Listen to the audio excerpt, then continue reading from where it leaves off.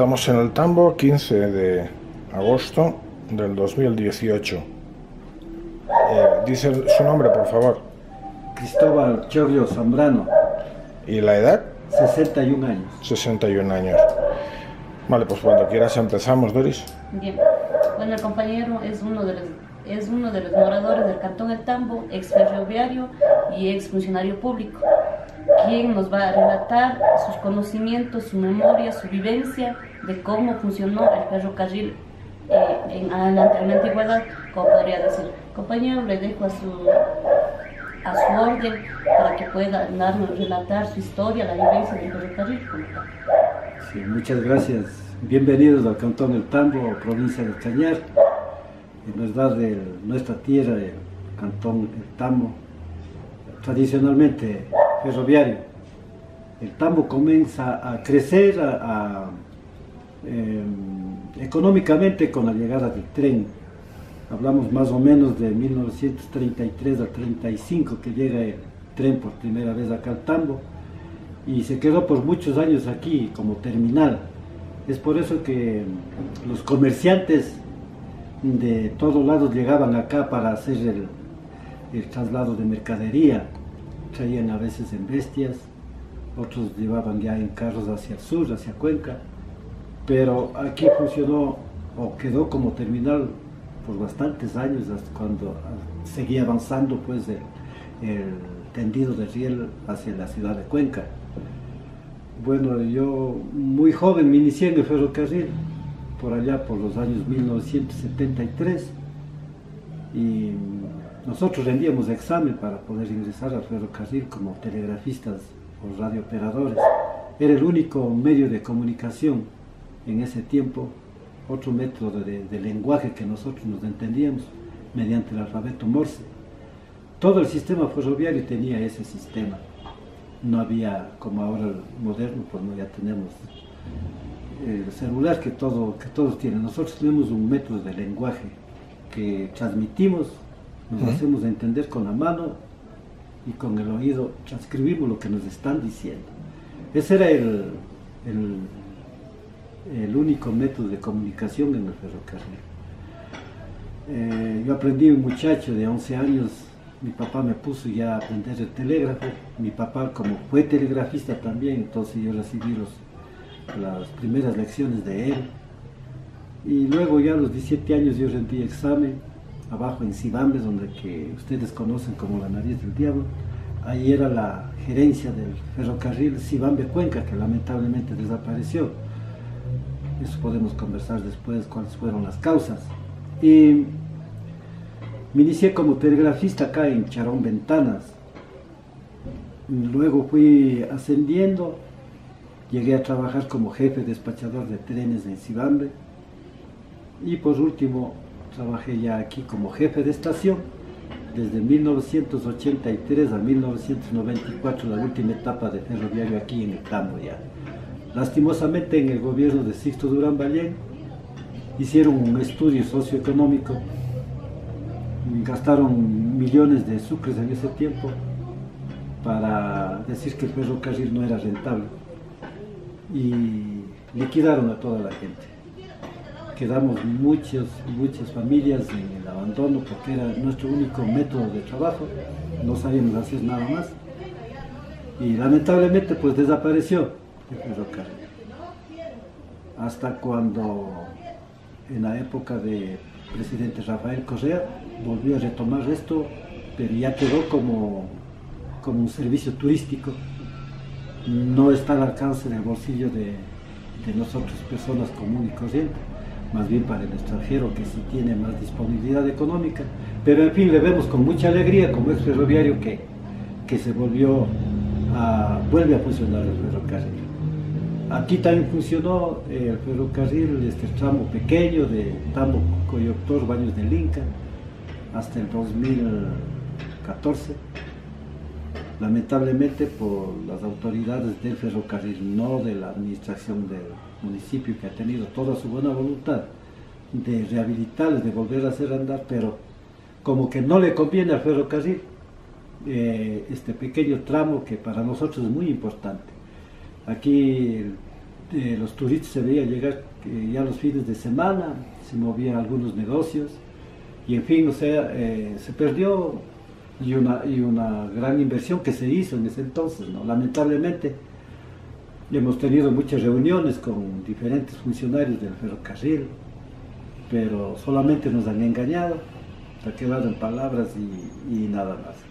Y por un pequeño hundimiento, acá en el kilómetro 70, a ver, 70 y 69, 70, 71,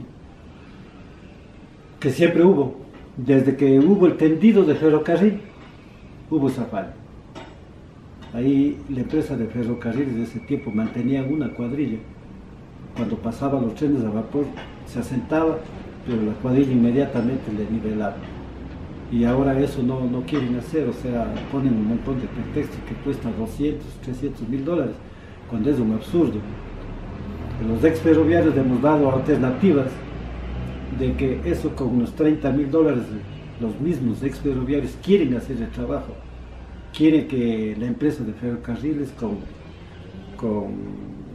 un acuerdo con el municipio, la prefectura, pongan el material y ellos ponen la mano de obra, pero nada de eso ha valido con los funcionarios del ferrocarril. En fin, lamentablemente, como usted ve, va a tomar fotos del autoferro, está ahí abandonado. También debe de estar dañado de tanto tiempo que ni se ha aprendido ese autoferro. Más bien han intentado llevar, pero hubo ya el movimiento de aquí del barrio en especial que no se va a permitir que eso se movilice de aquí, porque en algún momento eso tendrá que funcionar con nuevos funcionarios de la empresa. Cuando funcionaba el tren como servicio turístico, venía gente, había demanda. Claro. ¿Y qué suponía esa demanda para la población? O sea, ¿qué suponía para el Tambo que viniera esa gente? Bueno, imagínese usted el ver esto. Debe haber archivos aquí de cuánta gente viajaba.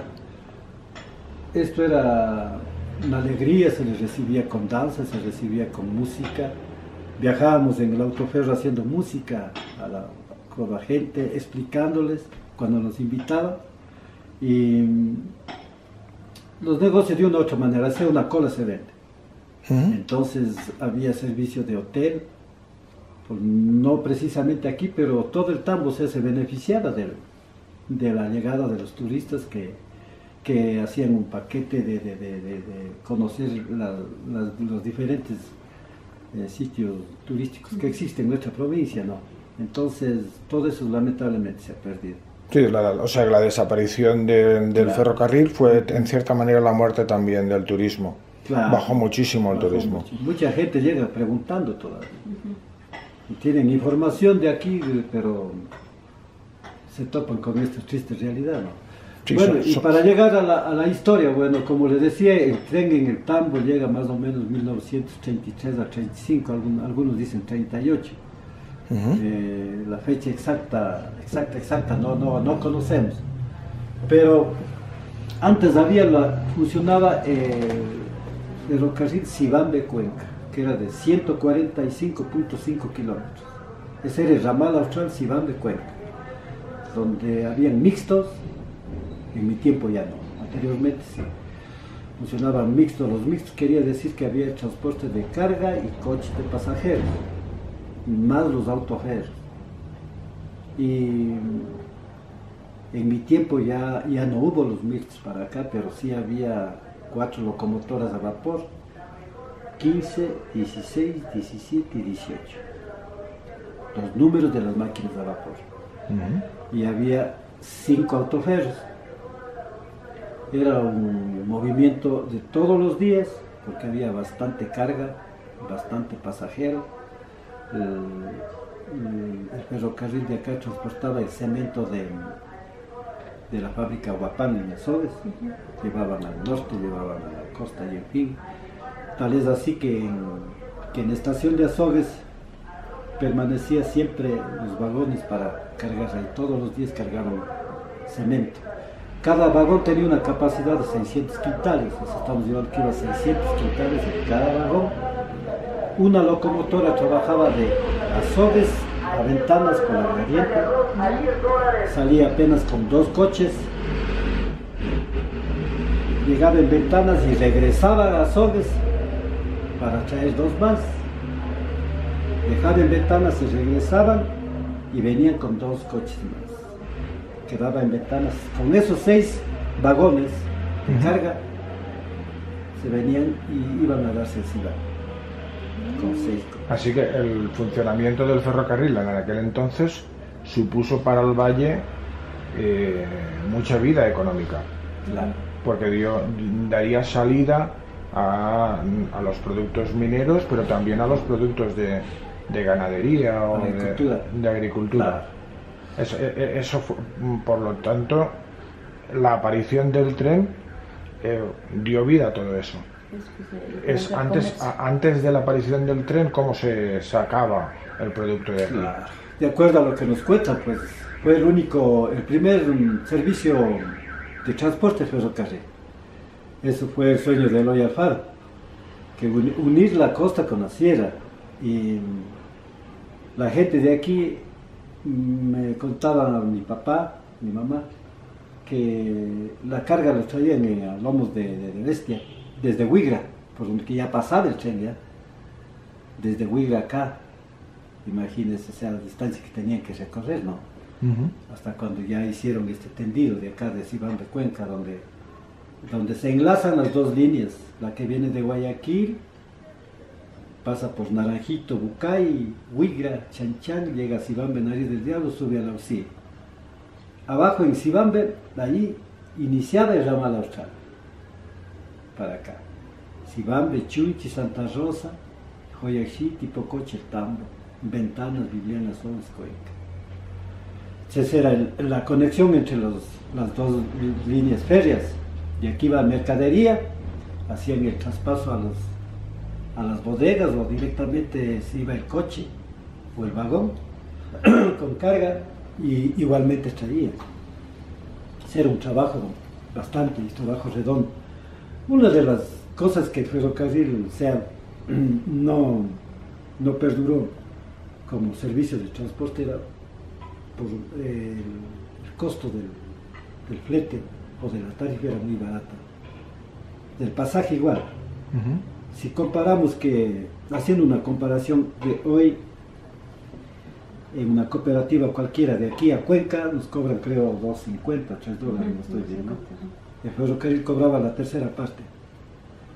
O sea, era un servicio social. La gente esperaba en lo largo de la línea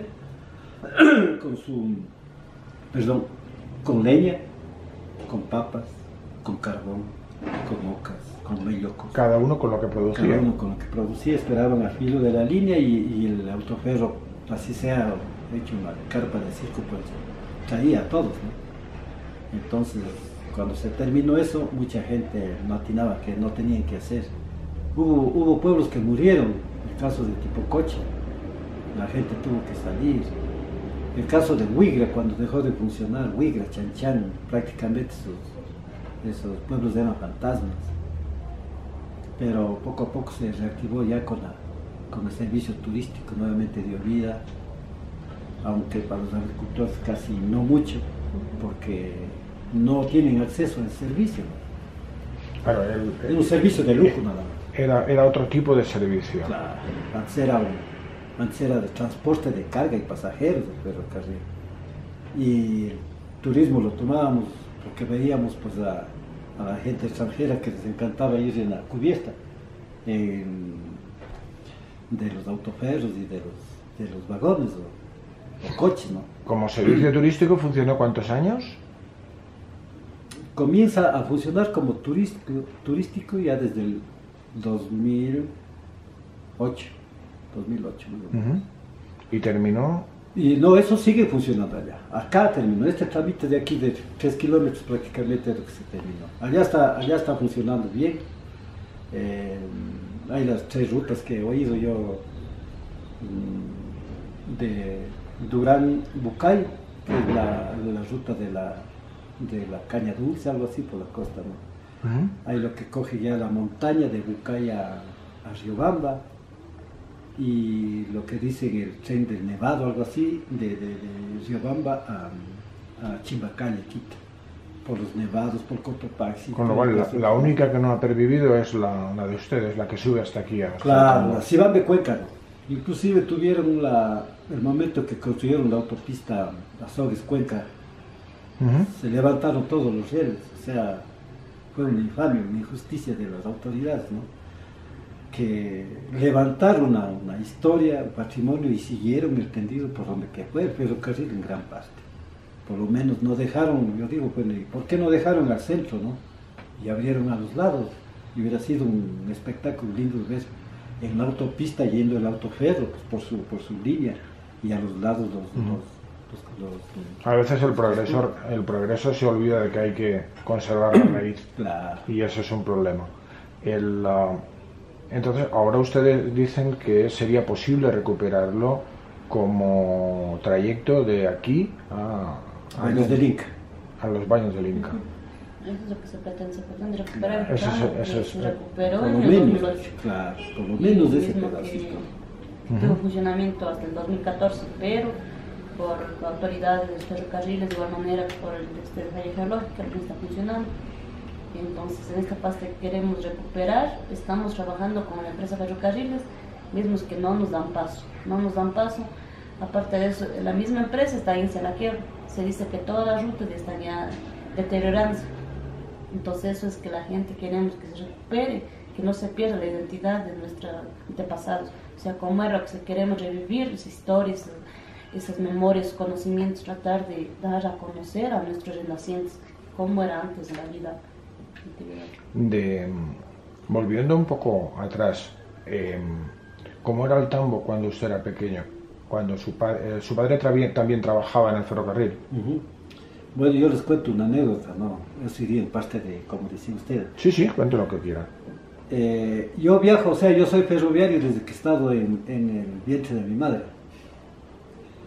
Mi papá, jefe de estación en tipo coche, de aquí a 25 kilómetros más o menos. Y a mamacita le coge los dolores de parto.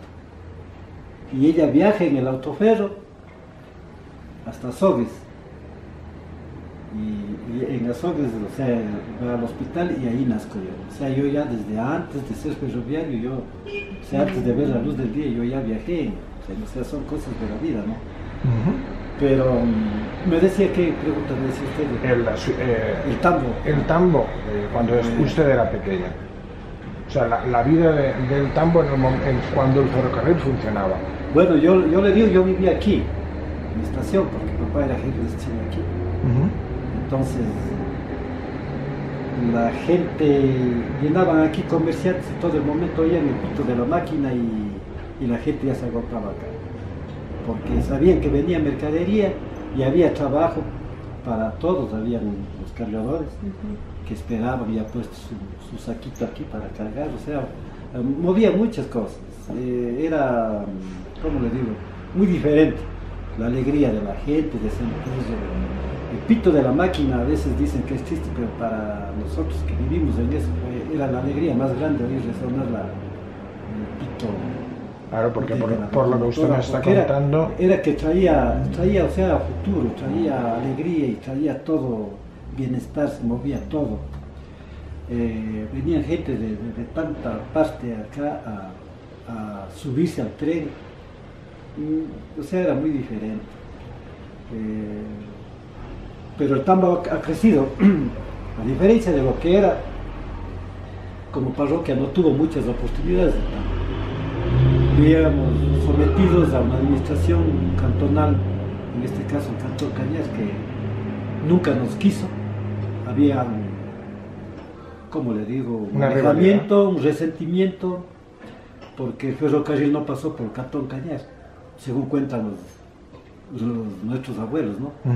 Que el enojo de Cañas con el tambo viene a raíz de la construcción del ferrocarril, porque ellos pensaban que llegaba acá y iba a irse por Cañar.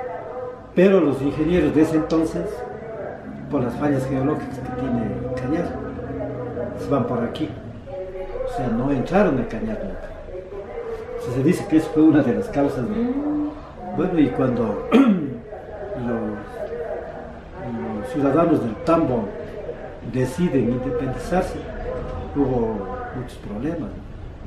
hubo inclusive muertes.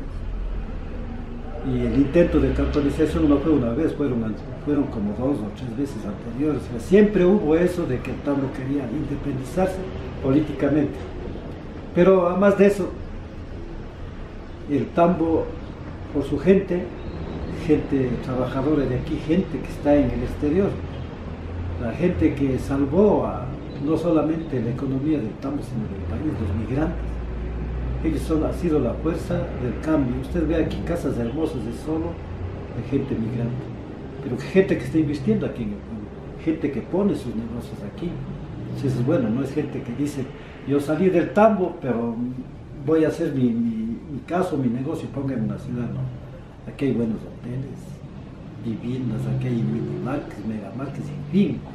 Entonces, esa gente migrante también la ha transformado bastantísimo a nuestro pueblo y en la provincia de Cañar, que es la que mayor migrantes tiene. ¿Qué tipo de productos iban en el tren? Iban y venían. Sí.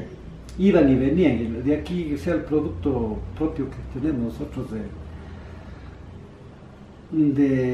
yo estaba de telegrafista en Chunchi, y ustedes, muestra el remolcador que está aquí, ¿se ha visto ese como carrito de mano, ese grande que está descarrilado allá al fondo? ¿Es aquí, sí, enfrente, o sí, ese está abajo? ¿Dónde está ese ahora? Que está al lado del colegio, me dice. No, uno está aquí, del autoferro para allá, sí, parece que lo viste. Ese nosotros le llamábamos remolcador. Fue un ingenio de una idea de un superintendente, le llamábamos, había antes gerente y superintendente. El gerente era el que mandaba todo, superintendente en Durán, superintendente en Riobamba y el gerente en Quito. Pero también teníamos el superintendente que mandaba en el ferrocarril Sibambe-Cuenca. Una idea de él porque por falta de unidades, o sea, de autoferros, en el cantón Chunchi había una demanda de todos los días. Salía 140 quintales solo de carne de res, carne de borrego, de chancho, quesos, entre otros, no hablemos de papas, de yucos, de todo eso. Entonces se ingenian y mandan a hacer este remolcador, que es con freno, que es como el freno de los tanqueros antiguos, que también hay uno ahí. ¿Ya viste ustedes que es como ruedita? Ya. Entonces, como era gradiente, de Chunchi a Sibambe hay 12 kilómetros. Es una gradiente bien pronunciada, porque usted sale de Chunchi, que es frío, y llega abajo de Sibambe y ya está en la costa. Eso salía todos los días, a cargo de un cargador que iba con el freno nada más para que no se desvíe, porque tenía que ir, lo que saben decir, frenando para que no coja una velocidad que le pueda causar un accidente. Eso era de todos los días. Era un trabajo bien duro en Chunchi. Salía ese remolcador, salía un autocarril solo con pasajeros de Chunchi para Sibambe, aparte de otro autoferro que bajaba. Entonces la mercadería, lo que usted dice, venía de la costa en vagones para Chunchi, casi 2 o 3 vagones, el resto venía para acá y así mismo se iba de acá. El trigo, la cebada, tanto producto, ¿no? Era lindo trabajar en el ferrocarril porque usted no tenía tiempo para malos pensamientos. Usted se levantaba a 6 de la mañana, levantaba a desayunar, a las 9 de la mañana teníamos cuarto de hora. El hecho de que vivían desde pequeños el trabajar en el ferrocarril, su padre le pasó, en cierta manera, el telégrafo, lo vivió desde la infancia, igual el resto de la gente, y estaba contando de sus hijos que también han vivido el tren. Bueno, una partita antes porque se apagó y es bueno para que ustedes se enteren de cómo era el tránsito ferroviario, por qué se movilizaban, ¿no? Para iniciarse una máquina o un autoferro no podía decir yo salgo porque salgo, ¿no? nosotros como jefes despachadores planificábamos para el siguiente día qué nomás tenemos, con información de todas las estaciones, qué carga tienen, a dónde tienen, cuántos quintales tienen. De acuerdo a eso nosotros planificábamos el movimiento de locomotoras de autoferros para el siguiente día. Y no podían salir si es que no era con una orden de tren que llamaban. Ningún tren se movilizaba si no había una orden del despachador. Entonces, eso le decía yo, que había los cálculos que nosotros hacíamos de velocidad, de gradiente, de peso, para poder que crucen los dos trenes, porque usted ve es una sola vía, pero existen los desvíos. Existen desvíos. Tenían que coincidir en determinado punto para poderse cruzar. Entonces nosotros dábamos las órdenes de tren. Por ejemplo, usted está en un tren, usted está en otro tren. Nos dirigíamos a ustedes como tripulaciones, que ustedes tienen que cruzar en determinado lugar. Usted sabía y usted sabía. No podían pasar de ese lugar de cruce. Claro. Salvo información de que la locomotora que venía acá, compañero, ha sufrido un descarrilo que va a durar unas 2 horas. Entonces usted de ahí instalaba a las líneas físicas que teníamos de teléfono, de teléfono y telégrafo, ellos le llevaban un teléfono portátil, se instalaban y se comunicaban, sabían en dónde estaban. Entonces se llamaba protegerse. Llamaban a la próxima estación, decía, por favor me protege, que salgo porque iban a esperar en vano ahí. Entonces solamente ahí avanzaban hasta la próxima estación. Ahí recibían información, a veces cruzaban y ahí en esa estación, o avanzaban también más, dependiendo sea la gravedad del descarrilo. En este caso, si es que era factible de que haya accidentes, si es que no se hacía en esta estación de cruces, ¿verdad? Claro. Si es una sola vía, entonces venía uno del norte y otro del sur. Si no había estos cruces, podían chocar. Lógicamente. O sea, si tenemos una sola vía... ¿Llegó a pasar alguna vez? Choques técnicos, sí. ¿Qué le llamábamos choque técnico? No choque físico. Choque técnico era cuando sea el despachador, el que daba las órdenes, o sea, uno de los tripulantes se le pasó donde tenían que cruzar. Pero el momento que él pasó, sea el ayudante, o sea, dice, hoy nos pasamos, cruce, nos estamos pasando. Entonces frenaban y daban retro. Se llamaba choques técnicos. O a su vez el despachador se olvidó que ya dio el cruce y da otro cruce, pero ya no ahí sino más allá, en otro desvío. También se llamaba choques técnicos. Pero físicos. Al menos del tiempo que yo estaba, no. Lo que sí ha habido es accidentes, por decirle, los carros de mano que iban con la cuadrilla. Ellos les llamaban a un peón, mandaban adelante del carro de mano para protegerse del autocarril o de la máquina que esté viniendo. Siempre tenía que ir ese peón con unos 200 metros adelante. ¿No? Por eso le daban, por decirle, voy a salir con el carro de mano de aquí a Baños del Inca, pero está viniendo un autoferro, ya pasó Ventanas, pero no sabemos este ratito por dónde puede estar, ¿no es cierto? Entonces el carro de mano quedaba aquí y le daban 15 minutos para que el peón que iba adelante haciendo bandera, llamaban, ¿no? De protección, vaya, ya se corrió. Después de 15 minutos salía de aquí el carro de mano. Entonces, ¿qué pasaba? Lo primerito que podría haber pasado es que el peón que iba adelante se tope con el autoferro, ¿no? Entonces le hacía esta señal. ¿Qué decía esto? Que está bajando un carro de mano. Entonces el del autoferro pitaba. Toda pitada era reglamentaria, tenía su significado. No es como un carro cogemos nosotros y pitamos porque pitamos. No, ahí había un lenguaje. Claro, cada pitada tenía eso está en el reglamento de tránsito ferroviario. Por ejemplo, una larga, 3 cortas quería decir bandera adelante, 3 cortas, una larga, bandera atrás. 7 largas quería decir que el tren está descarrilado. Una larga, una larga, una corta, y una larga era que va a pasar un desvío. Una sola larga era que estaba cerca de una estación. Una larga, dos cortas, una larga era que usted iba a entrar a un túnel o a un puente. Y en fin, o sea, todo tenía su... Era todo un idioma. Lógicamente. Entonces le contaba que mis hijos tuvieron la suerte de viajar en el tren, y ellos añoran, ellos se acuerdan. Papi dice que hermoso que era viajar.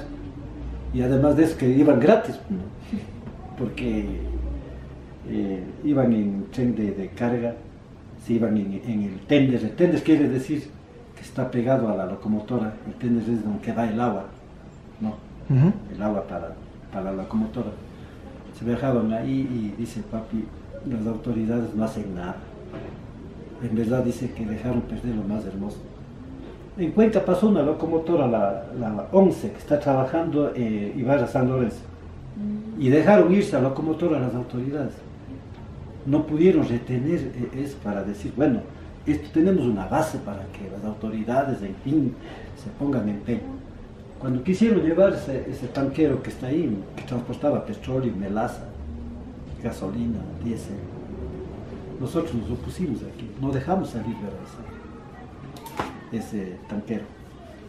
Bueno, y eso fue la vida como ferroviario, o sea, ha sido parte muy importante. Yo le digo, si a mí me dieran alguna vez a escoger después de mis días que yo me muera, en vez de llevarme al cementerio, me enterraran dentro del, cavando ahí en la línea adentro, sintiera más feliz, ¿no? Porque esa es mi vida, ese ha sido todo lo que...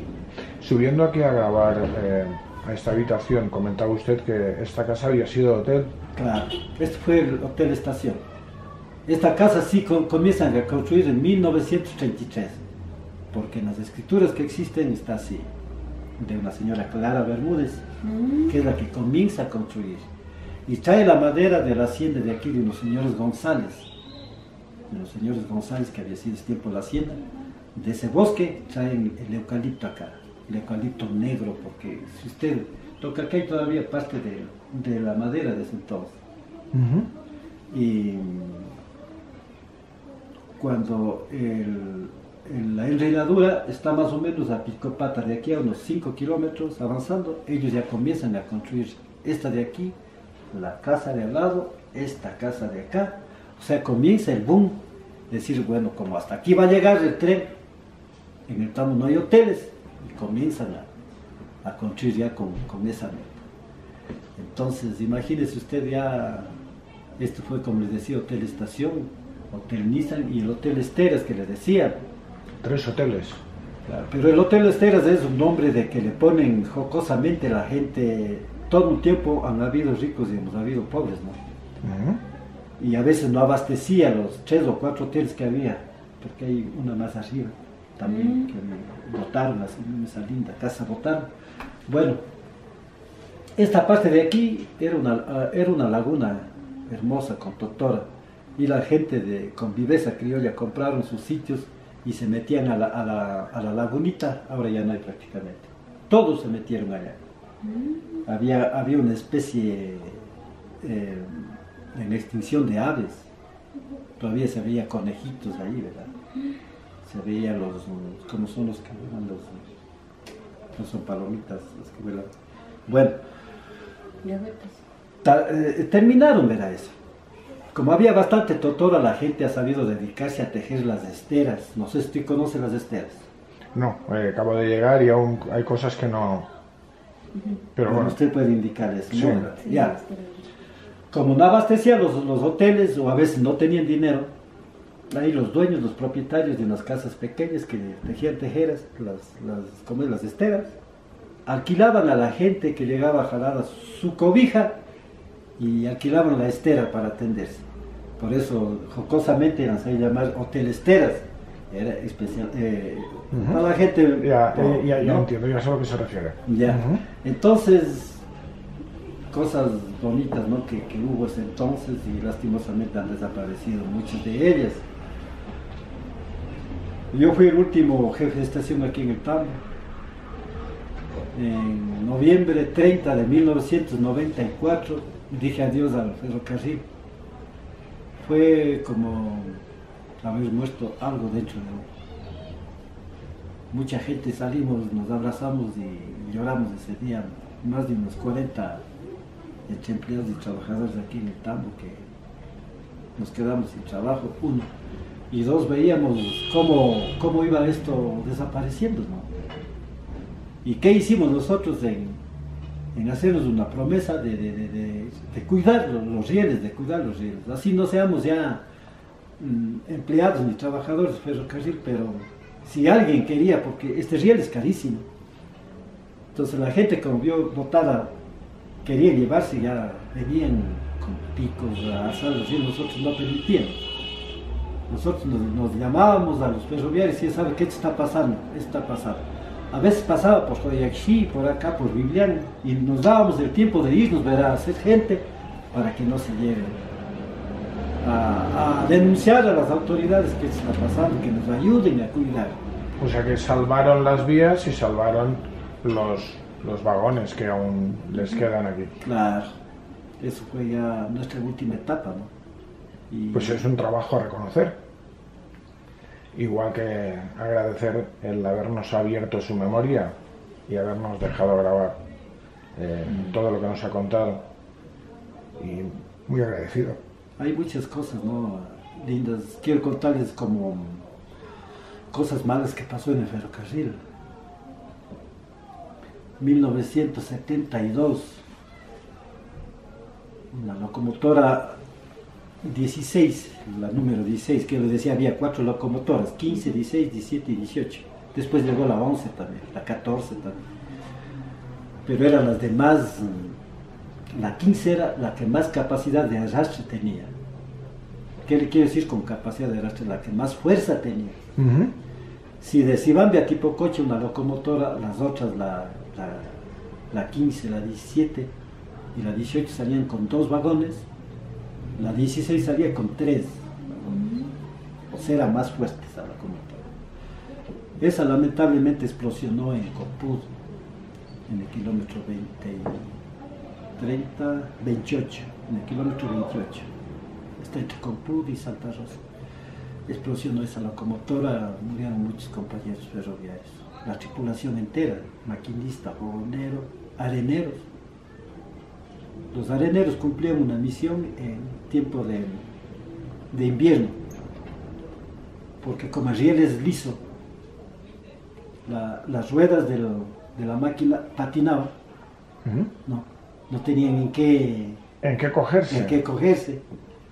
El trabajo de los areneros tenían en la trompa de la máquina, adelante, tenían 2 tubos así conectados que bajaban directamente al riel y quedaban a una distancia así del riel, aquí y aquí. Y había una arena que viene de la costa, pero le tostaban en los hornos de encima. Esa arena era tostada, no era cualquier arena. Entonces se tenían en la trompa de la máquina, había una caja así de aquí hasta acá, llenita de arena.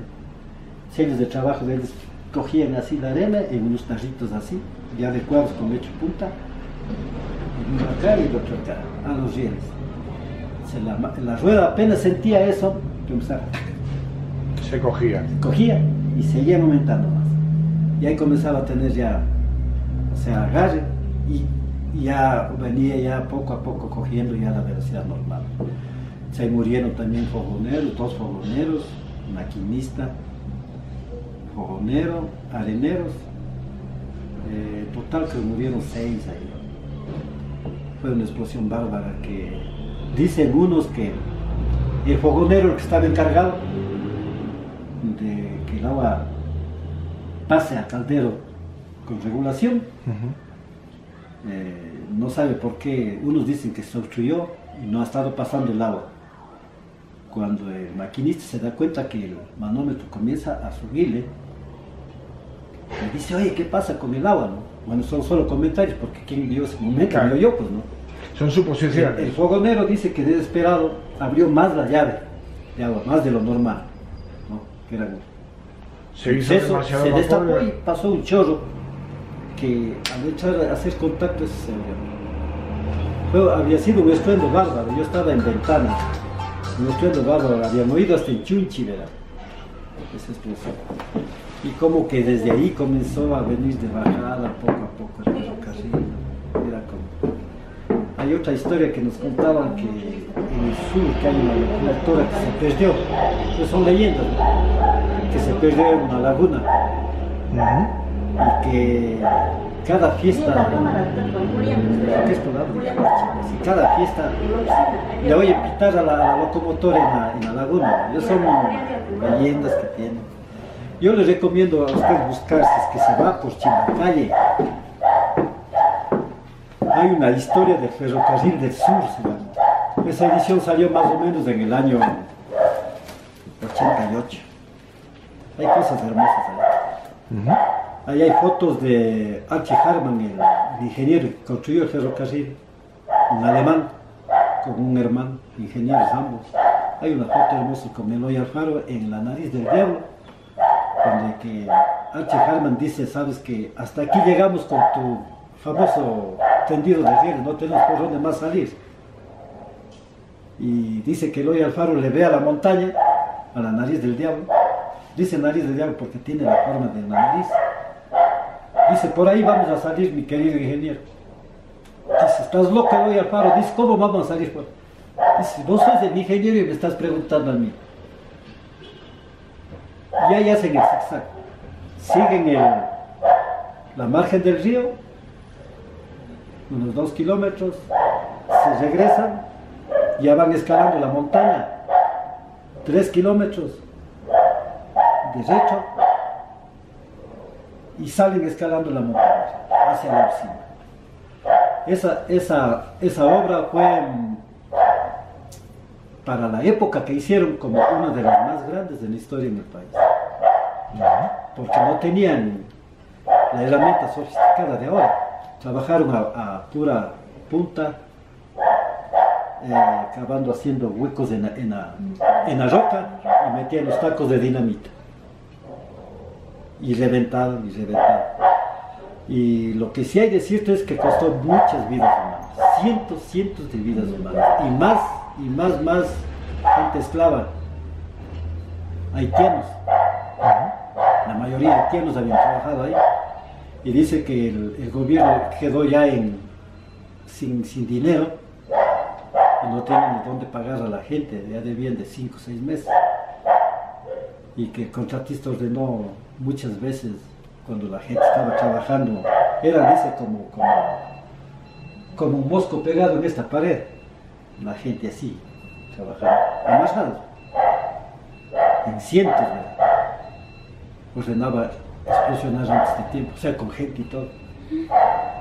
Por eso que cuando hay derrumbos en ese sector, y yo les digo porque yo he visto, o sea, no me han contado, yo trabajé ahí, abajo, se veía, asomaban huesos de restos humanos, o sea, para mí es verdad eso, que explosionaban, o sea, reventaban con gente y todo ahí, y traían más esclavos. Dice así la historia. Y lo que más de Eloy Alfaro fue el mentalizador, el que llegó con el ferrocarril en 1908, llega en Quito, la locomotora número 8. Hay una foto hermosa, la hija de Eloy Alfaro está haciendo simbólicamente, está poniendo un clavo de oro en la línea, hay una foto. Él llegó triunfante en Quito, fue una alegría. Imagínense unir la costa con la sierra, lo que él dijo. Y a pasar cuando pasan los años, porque todos nos olvidamos, no somos amnésicos, a Eloy Alfaro le llevan en el mismo tren desde Huigra, que él construyó, en el mismo tren que él hizo, le llevaron preso a Quito, en donde fue asesinado salvajemente. Le llaman ¿cómo le llaman el asesinato de la hoguera bárbara? Y eso fue mentalizado ¿por quiénes? Los políticos opositores, los curas, que en las prédicas decían que Eloy Alfaro era un demonio, que acababa con el demonio. ¿Y por qué los curas estaban en contra de Eloy Alfaro? Porque expulsó a los curas jesuitas, que tenían todos unas haciendas enormes, y entregó al campesino, al verdadero dueño de los terrenos. Eloy Alfaro comenzó con esa revolución de decir: yo entrego a los propietarios, ¿no? Decía: bueno, y ustedes, curitas, ¿para qué quieren si ustedes no tienen hijos? No tienen que, ¿para qué? ¿Quién les dio esta tierra? Esta es de nosotros. Entonces ahí viene el desprestigio de Eloy Alfaro mediante las prédicas en los púlpitos. Decían que hay que acabar con el demonio. Y tal es así que cuando él está preso en Quito, los que asaltan la cárcel son la mayoría beatas y un poco de también hombres, ¿no? Pero la mayoría mujeres, ¿verdad? Le arrastran a Eloy Alfaro 2 cuadras, le arrancan los testículos y proceden a quemarlo. O sea, a una persona que hizo tanto por el país, murió de esa manera. Viajó en el mismo tren que fue el sueño de él, viajó preso. Son cosas que pasan en la vida, y a veces la prensa corrupta, la prensa de los medios de comunicación que están pagados, que solamente están con los oligarcas, esos son los que difunden al país lo que ellos quieren que nosotros tenemos que oír. Porque nosotros no podemos, salvo por este medio que usted nos da, podemos decir lo que sentimos, pero en cambio ellos tienen todos los días para meter lo que ellos quieren y hacer creer al pueblo que todo lo pasado fue malo, lo que están haciendo con Rafael Correa, ¿no? Que todo lo que él hizo ha sido malo, pero no es así. Usted cree que va a entrar al poder para hacer todo mal, no. Si usted quiere pasar es para hacer algo bien, algo bueno. Entonces, esa prensa es lo que ha acabado con muchos líderes aquí en el país y en el mundo. Vea lo que le hicieron al presidente de Uruguay, ¿cómo se llama? Perón, creo que era, al que le mataron en el palacio. Palacio de Gobierno. En Chile. O en Chile. Allende. A Salvador Allende. Salvador Allende, en Chile. ¿Ya? Vea usted. Y él murió en su... bien parado, ¿no? Él no renunció, porque a él le daban horas que salga, que le daban, no es que dice: no, a mí me eligió el pueblo. Y yo no muevo de la Casa de la Moneda, que lo llamaban, algo así. Bombardearon el palacio, la prensa.